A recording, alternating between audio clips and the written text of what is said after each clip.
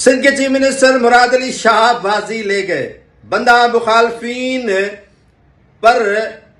پارٹیاں تبدیل کرنے کے لیے پریشر کرتا ہے، لیکن یہاں تو پارٹی والوں کو ہی مراد علی شاہ نے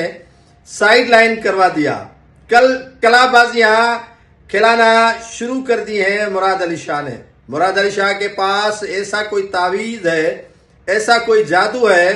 جو بھی سر اٹھاتا ہے اس کے مد مقابل یا تو وہ دنیا ہی چھوڑ جاتا ہے، یا تو وہ سیٹ سے محروم رہتا ہے، یا تو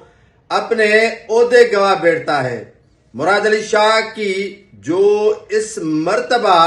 اپنے مخالفین پر وار نہیں تھے، بلکہ اپنی ہی جماعت کے رہنماؤں کے سیاسی طور پر جو قد بڑھانے کی کوشش کر رہے تھے، ان کا قد کاٹ کم کر لیا۔ کیا شرجیل انعام میمن اب وزیر اعلیٰ سندھ کے امیدوار نہیں رہے؟ کیا جو شرجیل انعام میمن ہے وہ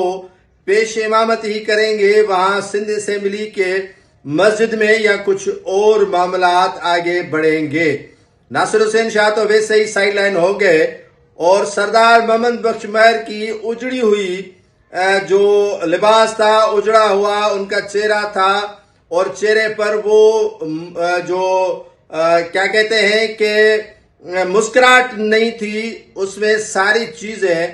کھل کر عیاں ہو چکی ہیں۔ تو ناظرین، بات کرتے ہیں سید مراد علی شاہ کی، کہ مراد علی شاہ کے پاس ایسی کوئی جادو کی چھڑی ہے، یا ایسا کوئی جادوگر اسے ملا ہے جو بھی وزیر اعلیٰ سندھ کے امیدوار کے طور پر سامنے آتا ہے وہ سرنگو ہو جاتا ہے، اس کے خلاف مقدمات آٹومیٹکلی کھل جاتے ہیں۔ اب ناصر شاہ نے جیسے ہی وزیر اعلیٰ سندھ کے لیے اپنے پاؤں جو ہے وہ لمبے کرنے شروع کر دیے، تو مراد علی شاہ نے اپروچ کروا کر جو سولر سسٹم میں مبینہ 6 سے 7 ارب کی کرپشن تھی، وہ معاملات نیب کے سامنے آ گئے۔ ناصر حسین شاہ نے کہا کہ جب تک وزیر اعلیٰ بنوں تب تک تو میں اجڑ جاؤں گا۔ اس نے سرنگو کر دیا کہ شاہ جی، میں تو وزیر اعلیٰ سندھ کا امیدوار نہیں ہوں، مجھے خامخواہ کے لیے زرداری صاحب اور فریال تالپور صاحبہ نے ایسے ہی جو ہے وہ آپ کے مد مقابل لا کھڑا کیا، میں آپ کے خلاف نہیں جا سکتا۔ وہ معاملہ تھما ہی تھا کہ اچانک سردار محمد بخش مہر کا نام آیا کہ وہ ناراض ہو گیا ہے وزیر اعلیٰ سندھ سے، اور شکایت کر دی ہے پارٹی چیئرمین سے، اور جو ہے وہ اسلام آباد یاترا انہوں نے کر لی ہے، اور آصف علی زرداری، فریال تالپور صاحبہ، بلاول بھٹو زرداری، آصفہ بھٹو کو شکایات کے انبار لگا دیے ہیں کہ چیف سیکریٹری بھی نہیں سن رہا،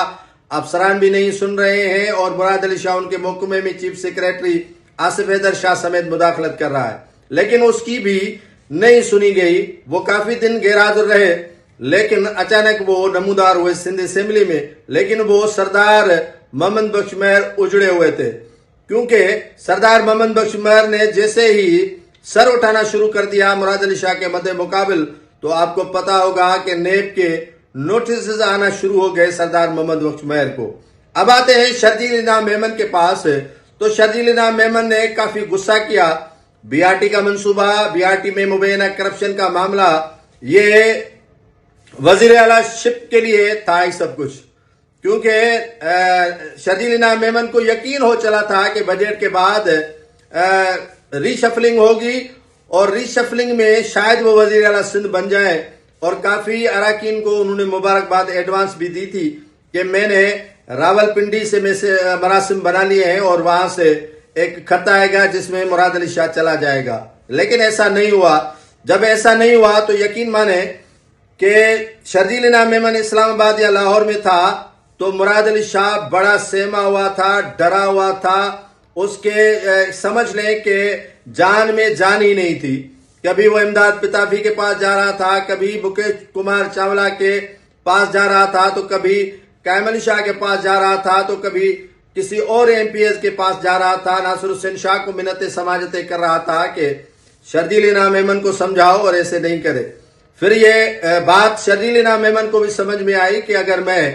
مراد علی شاہ سے پنگا لوں گا اور وہ بھی ہاتھ نکال دیں گے راول پنڈی والے تو میں تو گندا ہو جاؤں گا، ویسے ہی پارٹی میرا ساتھ نہیں دے رہی ہے تو میں نہ ادھر کا رہوں گا نہ ادھر کا رہوں گا،